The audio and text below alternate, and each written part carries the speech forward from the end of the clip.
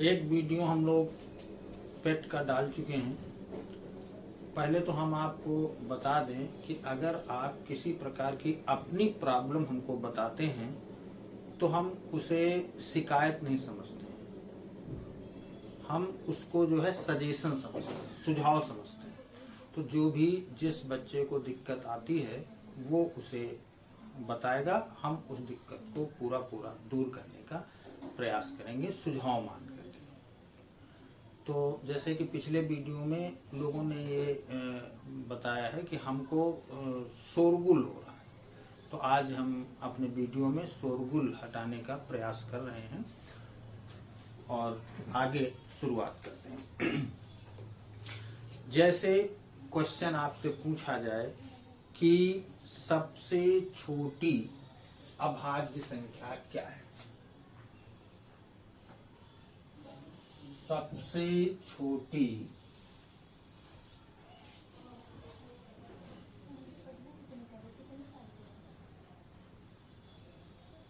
अभाज्य संख्या, सबसे छोटी अभाज्य संख्या क्या है? तो हम पिछले वीडियो में ये बता चुके हैं कि ये 2 है। सबसे छोटी अभाज्य संख्या least prime number, least prime number, prime number आपका 2 है। ठीक, इवन प्राइम नंबर भी 2 है। अगर इवन प्राइम नंबर देखा जाए तो वो भी 2 है। अभी अभी हमने एक क्वेश्चन देखा, एक बुक में दिया था कि 1 से 70 के बीच, 1 to 70 के बीच कितने प्राइम नंबर्स हैं? 1 to 70 के बीच जो प्राइम नंबर हैं वो आपके हैं 2, 1 to 70। ये है 2, 3, 5, 7, 11, 13, 17, 19, 23, 29, 31, 37, 41, 43, 47, 53, 59, 61, 67। ये इतने प्राइम नंबर हैं 1 to 70 में। तो कितने हो गए? 1, 2, 3, 4, 5, 6, 7, 8, 9, 10, 11, 12, 13, 14, 15, 16, 17, 18, 19। 1 to 70 आपके 19 प्राइम नंबर हैं। ठीक है, तो प्राइम नंबर से रिलेटेड मैंने पिछले वीडियो में यही बात कही थी कि आपको 1 to 100 के बीच में प्राइम नंबर लर्न होने चाहिए, पता होने चाहिए कि कौन कौन प्राइम नंबर है। क्योंकि कभी कभी वो 1 to 25 भी पूछ सकता है, 1 to 40 भी पूछ सकता है, 1 to 45 भी पूछ सकता है। उसकी वो उसमें से कई टाइप के क्वेश्चन बन सकते हैं। लेकिन आप यदि 100 तक प्राइम नंबर लर्न किए हुए हैं तो हम दावे के साथ कह सकते हैं कि प्राइम नंबर का क्वेश्चन आपसे गलत नहीं होगा। अब हम लोग थोड़ा सा नंबर्स के फार्मूले पे, जो कि क्वेश्चन पूछे जाते हैं, उस पर आते हैं। क्वेश्चन के जो फार्मूले हैं वो कुछ अगर हम आपको बता देते हैं तो आपके कैलकुलेशंस आसान होते हैं और आप उनको कर सकते हैं। पूछना है क्या? जी, आप फॉर्मूला बताइए। अब एक फार्मूला जो पहले नंबर पे है, ये a² माइनस b², ये होता है a प्लस b और a माइनस b। यानी अगर 2 नंबर्स हैं उनके स्क्वायर आपस में माइनस किए जाते हैं तो हम एक बार उन दोनों को प्लस करके लिखेंगे और एक बार उन दोनों को माइनस करके लिखेंगे। अब इसका यूज क्या है? इसका यूज ये है कि आपसे पूछा गया कि 702 का स्क्वायर माइनस 601 का स्क्वायर अपान 702 माइनस 601, ये क्वेश्चन आपसे पूछा गया। अब इसको अगर आप कैलकुलेट करने बैठेंगे तो बहुत टाइम लगेगा, लेकिन अगर आप इस फार्मूले का यूज कर दें तो ये बड़ा आसान हो जाएगा। यानी ये हो जाएगा 702 प्लस 601 और 702 माइनस 601 अपान 702 माइनस 601। अब आपने देखा कि ये और ये पूर्णतया कैंसिल हो जाएगा, तो इसका आंसर क्या आएगा? 13030। ये आपका इसका आंसर हो गया, जिसमें आपको कैलकुलेशन करने की जरूरत नहीं पड़ी। इसी टाइप का एक क्वेश्चन और दे रहे हैं। 987 का स्क्वायर माइनस 986 का स्क्वायर अपान 987 प्लस 986। ये कर लेंगे आंसर, ये कर लेंगे हम लोग। इसका आंसर बताइए क्या आएगा?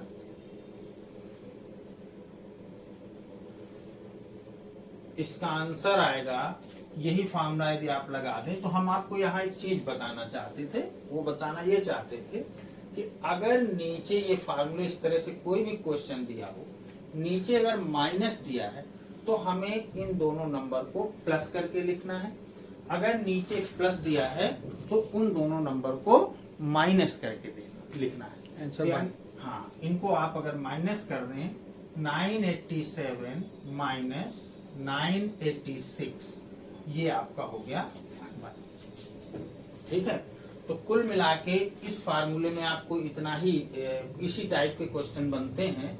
तो ध्यान ये रखना है कि ऊपर तो कोई चेंज नहीं होगा, नीचे जो है ये प्लस हो सकता है, माइनस हो सकता है। अगर माइनस है तो हम प्लस करके लिख देंगे, और अगर प्लस है तो माइनस करके लिख देंगे। सर एक क्वेश्चन बता दिए, सबसे छोटी अभाज्य संख्या कौन सी है? सबसे छोटी अभाज्य संख्या 2 है। सबसे छोटी अभाज्य संख्या 2 है, और इसके बारे में और जान लीजिए कि सबसे छोटी अभाज्य संख्या 2 है, साथ में सम संख्या, एक केवल सम संख्या होती है। अभाज्य सम संख्या जो इवन नंबर है वो है 2। एक क्वेश्चन और है, 70 से छोटी अभाज्य संख्याएं कितनी होंगी? इसके ऑप्शन दिए हुए हैं सर, 17, 18, 19, 20। तो अभी हमने इसको करके दिखाया है 19। अभी मैंने ये क्वेश्चन करके दिखाया है, तो कहिए तो दोबारा करा दें या बच्चों से पूछ लीजिए आप। 50 तथा 90 के बीच सभी अभाज्य संख्याओं का योग कितना? 50 से 90 के बीच। हाँ, 50 से 90 के बीच सभी अभाज्य संख्याओं का योग कितना है? अब देखिए, 50 से 90 के बीच सभी अभाज्य संख्याएं लिखनी होंगी आपको, और सबको ऐड करना होगा।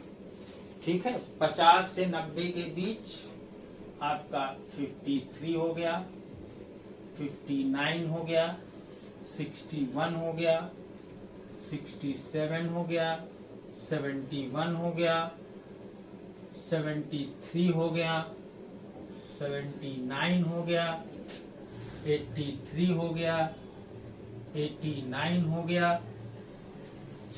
क्वेश्चन में 52 50 to 90 या जी सर, 50 to 90 ये आपके हैं। 50 to 90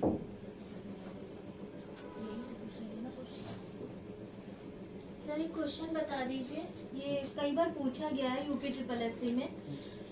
एक 79 मीटर ऊंचे गोल खंबे पर एक बंदर 1 मिनट में 4 मीटर चढ़ता है, लेकिन दूसरे मिनट में 1 मीटर नीचे खिसक आता है।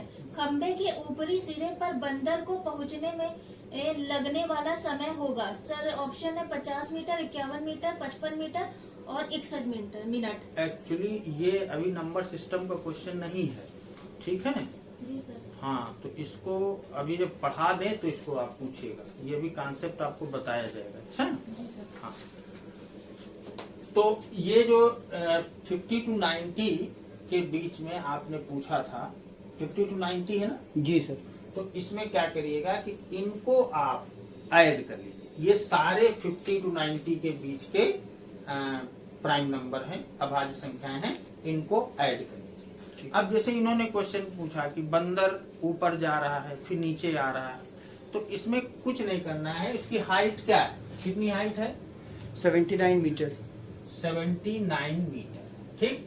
अब बंदर क्या कर रहा है? 1 मिनट में 4 मीटर चलता है। अब 1 मिनट में वो 4 मीटर चढ़ गया और दूसरे मिनट में 1 मीटर नीचे खिसका है। अब दूसरे मिनट में वो 1 मीटर नीचे, यानी 2 मिनट में वो कितना चढ़ा?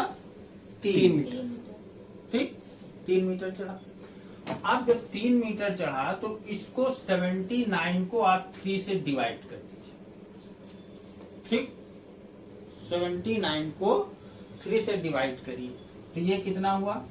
3 2 जा 6, 190 और 3 8 जा 3 8 जा नहीं 3 6 जा 18। 18, 26 मिनट 26 मिनट में वो 79 चढ़ जाएगा। सुनिए जरा ध्यान से, 26 मिनट में। तो ये एक वापिस आता है ना, एक वापिस आता है ना, 3 अगर जाएगा तो 26 मिनट में वो कितना चल जाएगा? 78।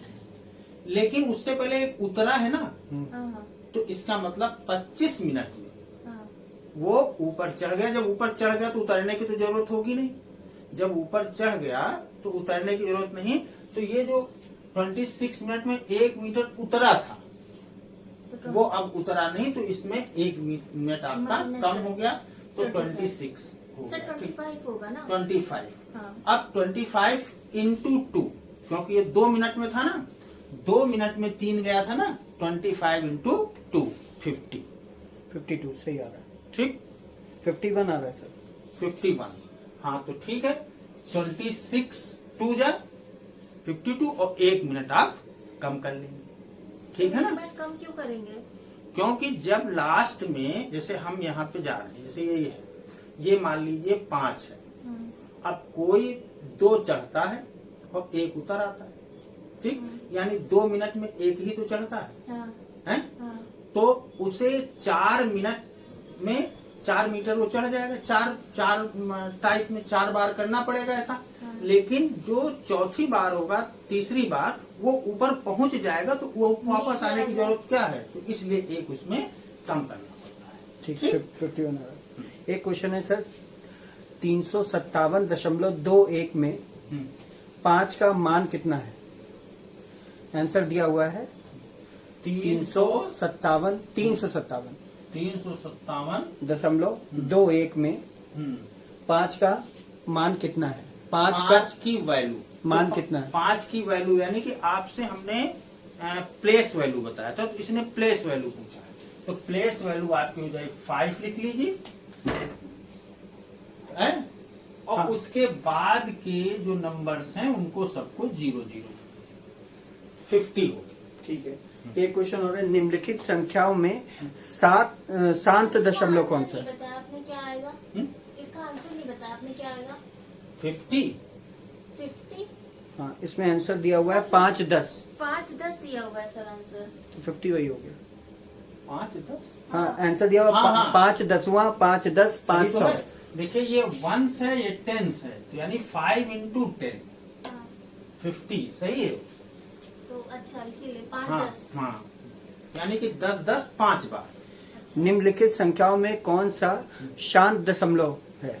देखिए शांत दशमलव और शांत दशमलव, जिसको हम लोग टर्मिनेटिंग नंबर कहते हैं, उसी को हम शांत दशमलव कहते हैं। जिसको अगर हम सॉल्व करें क्वेश्चन को, मतलब कोई भी अगर हमें डिवाइड करना है, सॉल्व करते हैं और वो पूरा पूरा कट जा रहा है, तो उसको हम लोग शांत दशमलव कहते क्वेश्चन में 4 ऑप्शन दिए हुए हैं। 3/7, 3/7, 4/7, 4/7, 1/2, 1/2, 2/3। 2/3। बेटा ये शांत है, इसको अगर हम सॉल्व करें,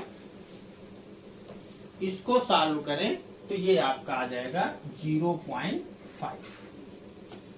सर एक आंसर बता दीजिए, 3 और 200 के बीच 7 द्वारा विभाज्य कितनी प्राकृतिक संख्याएं होंगी? 200, 3 और 200 के बीच, 3 और 3 और 200, 200 के बीच 7 द्वारा विभाज्य कितनी प्राकृतिक संख्याएं होंगी? तो सर बड़ा आसान सा क्वेश्चन है। 200 को 7 से डिवाइड कर लीजिए, जो नंबर आएगा वही होगा। 200 डिवाइडेड बाई 7, 7 2 जा 14, 6 0 8 7 8 56 4, ये आपके 28 नंबर आएंगे। सर यहाँ पे 3 से कोई मतलब नहीं है। 3 to 200 ना, हम्म, तो पहला नंबर आपका 7 होगा, हाँ। दूसरा नंबर 14 होगा। 14 होगा। इस तरह से अगर हम 200 जो लास्ट नंबर है उसको 7 से डिवाइड करेंगे तो आपको वही नंबर्स मिल जाएंगे। सर अगर इसकी जगह 400 होता और के बीच 9 होता अगर, तो हम लोग 9 से 400 को डिवाइड करते हैं। देखिए 3 और 400 होता है। 3 और 400 के बीच 7 से ही कटना है। नहीं, 3 मान और लीजिए 9 9 से होता तो विभाज्य होने दो वाला। से- हाँ तो 9 से डिवाइड कर तो दे। 9 से वही ठीक है। केवल याद रखो कि 9 से बड़ा नंबर ना होने पाए, सर 9 से अगर बड़ा होगा तब फिर वो आपको घटाना पड़ेगा ना। मान लीजिए यही क्वेश्चन होता हाँ। कि 10 to 200, 10 to 200 के हाँ। बीच ऐसे कितने नंबर्स हैं जो 200 से डिवाइड होंगे, तो इसमें 7 तो आएगा नहीं, नहीं, तो इसलिए ये आपका जो 28 आएगा उसमें से 7 को आपको माइनस करना पड़ेगा, यानी एक नंबर माइनस करना पड़ेगा, 27 आ जाएगा। ठीक है। आप जरा हमारी बात को समझिए कि जैसे 7 जो नंबर है वो हमको 7 तो पहले आ गया ना, हाँ, और हमको तो 14 पहला नंबर मिलेगा ना, हाँ। तो एक नंबर आपका 7 वाला छूट गया ना, एक नंबर जो 7 वाला छूट गया है, तो उसको हम जब छोड़ देंगे तो एक नंबर हमारा यहाँ पे कम हो कम जाएगा। हो जाएगा। ठीक, अगर कोई नंबर 7 से छोटा हम ले रहे हैं, हाँ। जैसे 3 लिया था 7 से, तो बीच में पड़ा था ना, इसलिए हमें नहीं माइनस किया था। ठीक है। एक क्वेश्चन है सर, निम्न संख्याओं में कौन सी संख्या 3 से विभाजित नहीं की जा सकती? ऑप्शन लिख लिए। देखो अभी तक क्या है कि ये चीजें हमने पढ़ाया नहीं है, इसलिए आप लोगों को प्रॉब्लम आ रही है। 3 से विभाजित सर होने ये की, सारे टीओपी ट्रिपल एससी में पूछे गए क्वेश्चन है। हाँ तो वो अभी जब पढ़ा देंगे ना डिविजिबिलिटी तो आपको आ जाएगा। वैसे हम बता देते हैं, आपने पूछा तो हम बता दे रहे हैं। मतलब कि अगर कोई भी नंबर 3 से डिवाइड होता है तो उसकी पहचान क्या है कि हम सारे डिजिट्स को ऐड करें। हाँ बोलिए कौन सा नंबर है, कोई नंबर एक बोल दीजिए। पहला वाला है 18 18 72 72 516। 516। अब इनको ऐड कर लीजिए। अब देखिए ये 6 1 7 5 12 2 14 7 21 8 21 8 29 और 1 30, यही नंबर 3 से डिवाइड, क्योंकि जो 30 आया इसका सम 1 + 8 + 7 + 2 + 5 + 1 + 6, ये 30 आया। ये जो 30 है अगर 3 से डिवाइड हो रहा है तो ये नंबर भी 3 से डिवाइड होगा। अब इसके लिए हम तुमको एक ट्रिक बताते हैं जो कि आपको इतना ऐड भी नहीं करना पड़ेगा। देखिए 1 8 7 2 5 1 6, ठीक। अब ये 6 से कट गया, 3 से कट गया, हाँ। इसको हटा दीजिए। 8 1 9, 3 से कट जाएगा, हटा दीजिए। 7 + 2 हटा दीजिए। 5 1 + 6 हटा दीजिए। काम खत्म। मतलब ऐसे 2 नंबर्स ले लीजिए या एक नंबर ले लीजिए जो 3 से कट रहे हैं, उनको हटा दीजिए, उसको जोड़ने की जरूरत नहीं है, उसको ऐड करने की जरूरत नहीं है, ठीक है ना। तो ये है। तो इस तरह से देखिए हम ये कहेंगे कि पहले आपको कॉन्सेप्ट ठीक से समझना है। तो हम आप अगले टर्न पे पहले डिविजिबिलिटी का कॉन्सेप्ट आपको बताएंगे, ठीक। कैसे कोई नंबर हम जानेंगे किससे कट रहा है किससे नहीं कट रहा है।